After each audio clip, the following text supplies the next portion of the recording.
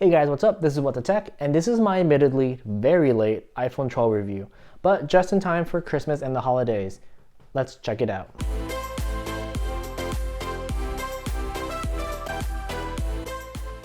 Starting off the bat, Apple's iPhone 12 is like a lot of things from Apple this year. It's a great default option for those who are looking towards upgrading their phones or their iDevices. The iPhone 12 really is just a great starting point for a lot of people if you're willing to forgo some of the niceties that the iPhone 12 Pro has. The iPhone 12 comes with a brand new redesign, Apple's revived MagSafe branding, 5G, and like the timeliness of this video, OLED displays finally across the entirety of the 12 lineup. Starting first with design, and this is an area that Apple has always done well in, they hit it out of the park in almost every category.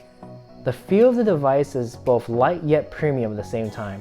Gone are the curved edges that we've had for nearly half a decade at this point, and instead it's replaced with flat sides reminiscent of the iPhone 4 and 5, as well as what's currently being done on the iPad Air and Pro. The screen itself also runs flush against the side railings, giving it a very clean separation. The side railing is also made of aluminum, so that's what gives it the matte finish look as opposed to the stainless steel polished look we have on the Pro series. But also having the iPhone 12 made of aluminum makes it lighter too.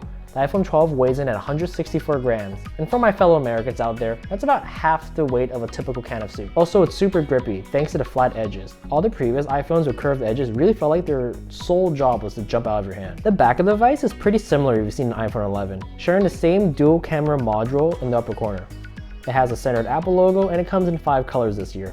We have blue here obviously, but also comes in white, black, green, and red. Flipping over, we have the OLED display that graces the entirety of the lineup for the first time in Apple's history. The bezels on these displays have been slightly shaved off a bit.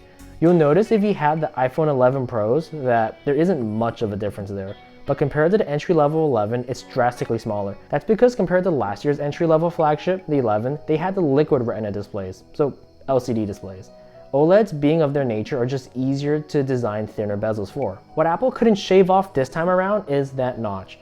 This is one of the sticking points that really pulls down on Apple's design here, and this is why I said almost beat every category. Almost everything here is right on the money, but the era of the notch is coming to an unceremonious ending soon, with under-display fingerprint readers coming to maturity and even Apple themselves incorporating Touch ID sensors into the power button of the iPad Air. I personally cannot wait until this is gone and we don't need it anymore.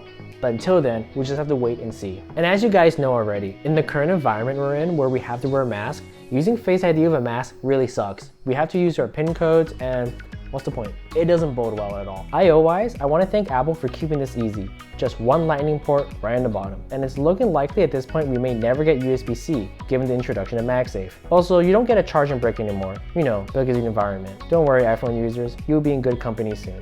There will be a video on MagSafe soon, but just all you need to know as it relates to iPhone 12 is that MagSafe is a ring of magnets built into your iPhone that allows for the quick and easy snapping of accessories and the MagSafe wireless charger. Any MagSafe compliant wireless charger allows your phone to charge up to 15 watts, so that's fast wireless charging for iPhones.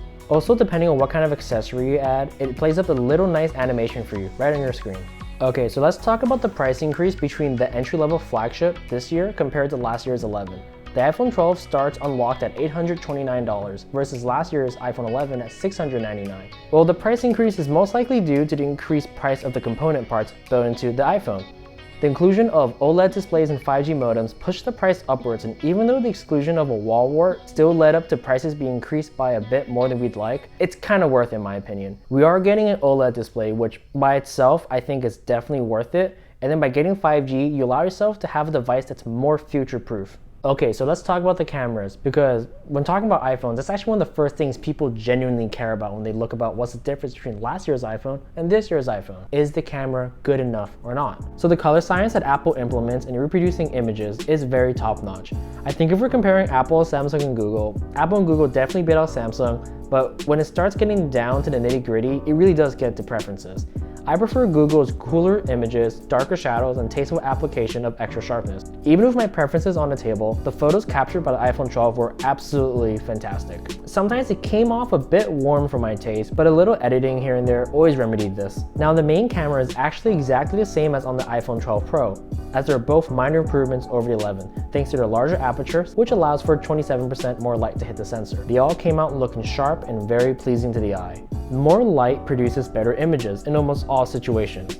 In low light situations, getting as much light as you can per second allows for less noise and less blurry images as well. The ultra-wide lens is exactly the same, but thanks to Apple's computational photography applied via Apple's new A14 Bionic chip, this allows for night shot modes for the ultra-wide, and you probably should stick with the main lens anyways, because ultra-wide night shot modes kind of suck. Video recording, as expected from Apple, is really awesome. Both Dolby HDR and non-HDR benefit very well, and this just continues to cement Apple's dominant lead in videography. Now, my major complaints about the camera systems on the iPhone 12 at the moment is that I really do think that Apple needs to start paying attention to these two areas, megapixel count and optical zoom. There are competitors out there right now who have larger optical zoom capabilities thanks to periscope lens, and they're able to implement this in camera housings that aren't that much bigger than this, giving them around 5x, 10x, or even 20x optical zoom, and with assisted digital zoom of almost 100. Now that isn't really that usable, it's more gimmicky, but 10x optical zoom is really cool. Now when it comes to megapixel count, most of you guys who are watching this probably already know that megapixels aren't everything. The S20 Ultra probably has, I think, 100 megapixels, and that doesn't hold its light at all next to the iPhone 12. But one great thing about having more megapixels is that you can zoom into an image and crop out stuff without losing image quality. Also, another nice thing about having more megapixels is that you can blow up an image and you can print it without, again, sacrificing image quality. At one point, 12 megapixels were enough, and we've been on 12 megapixels for a while, so I think now is a good time to start bumping up to maybe 15 or 20. I mean, Apple's already hitting all the right marks when it comes to color accuracy, quality of the image, as well as low light performance. They should really start focusing on optical zoom and megapixel counts, because now those numbers need to go up. Everyone else is doing it. Okay, so let's move on to performance and everyday usage. Now, powering under the hood of the iPhone 12 is Apple's A14 Bionic processor. That's the first commercially available 5nm processor, and it's supposed to be faster and more energy efficient than last year's A13, which was already really good on its own. Honestly speaking, if you're holding a 12 and 11, aside from the weight and feel, you really can't tell much of a difference when operating the OS, and that's either a huge compliment to the 11 or a huge diss to the 12, but I think they're both good. A nice thing to know is that this phone will most likely last 1 year more than the former, so there's that. You're buying on longevity of use. Now, after I was done exploring what makes the iPhone 12 new compared to the iPhone 11, my everyday usage typically consisted of reading articles, watching videos, listening to music on Bluetooth, and sharing memes with my friends, and honestly handled all that really well. For multitasking and switching between applications, I noticed that it seldom necessitated refreshing in the background at all, thanks to the increase of RAM in this year's cropped iPhones. We're looking at 4 gigs of memory here. iOS is already super memory optimized, so those 4 gigabytes are looking like a nice headroom investment. A lot of what we see here is pretty much overkill, but you're buying longevity again, as I mentioned, when considering this device. Now, the speakers in the iPhone 12 is very loud, and it can maintain pretty high levels of clarity too when you're blasting it pretty high up there, almost to full tilt. It easily passes the dishwashing test, and also just for fun, I also use this as well when showering, so you can easily listen to videos if you don't want to pause it when you're taking a shower. I have it propped against a ledge somewhere. It hasn't fallen yet, but you shouldn't do that if you really care about your phone. For watching videos, these displays are rated for HDR content under Apple's moniker of Super Retina XDR displays with full color support. And watching videos on this is a real treat. They come in with the same stereo speakers with 1 amplified earpiece and 1 bottom firing one as last year's. They sound pretty well balanced, with the bottom firing one sounding a little louder at peak volume. Also, the front display is rated to be 4 times as drop resistant, thanks to something Apple calls ceramic shield. It's not something I'm gonna test out personally, and I'm sure there are lots of other people who are willing to test if their phone can survive a drop or not, but I'll just take Apple on their word for it. Now, before we get into the negative aspects, let's quickly go through the specs. Again, under the hood, we have Apple's A14 Bionic processor, a 6.1-inch display at 1170 by 2530p at 60Hz refresh rate, 4 gigabytes of RAM, which is an increase of 1 compared to last year. 64 gigs of storage is one we have here, but it comes in 128 and 256 as well. A 12 megapixel wide shooter in conjunction with a 12 megapixel ultra wide, Bluetooth 5 support, and a 2815 mAh battery, which is smaller than last year's. Okay, so small complaint first. A small complaint I have with this phone here is that the refresh rate on this device is just 60 Hz. And as someone who just recently tested the Pixel 5, which is a cheaper phone, cheaper cost-wise, 90 really does make a huge difference between 60. Even if Apple couldn't hit 120 because of the battery concerns, they could have at least tried going to 90. So semi-pro. And I think this is important to mention because, as I said earlier, you really can't tell much of a difference between the iPhone 12 and 11 in the hand when you're just looking on the operating system. But if you had the 12 have a faster display, for example, when you're in store, if we're ever allowed back in stores, when you mess around the phones, you really can see the difference between 90 and 60 and go, oh, the newer one is faster, it's smoother, that's why it's better. But what Apple has running on the iPhone 12 is the redesign and the slightly better camera. Now, as I mentioned earlier, battery life.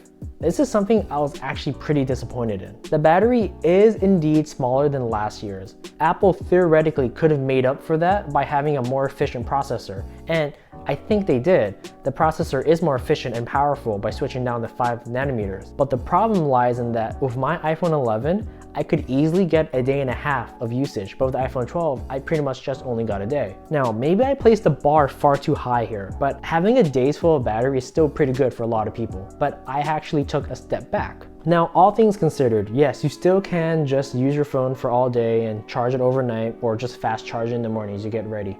But let me tell you how I got that all-day battery life. It was because I turned off 5G on my phone. Yes, 5G. Now for me, as I mentioned in my Pixel 5 video, I have T-Mobile. I don't have Verizon Wireless. And Verizon Wireless, they're the company that's really pushing this millimeter wavelength of ultra wideband 5G. What T-Mobile's doing is they're focusing on the sub 6 gigahertz frequency, which is, to put it in layman's term, still better latency, not as good as the millimeter wavelength, but really, really fast LTE. So you're still getting faster speeds overall. So when I went out to find 5G, which admittedly isn't that hard to find anymore, I live in California, but after I hunted it, I found out that using 5G on my device really did drain the battery to the point where I could notice it. So what I ended up doing was going to my iPhone settings and then turning off that auto switcher for 5G. I just turned it off completely. And I did actually notice my battery life got better. I like 5G. I think 5G is the future, but in order for us to get there, not only must there be a big nationwide rollout, which we're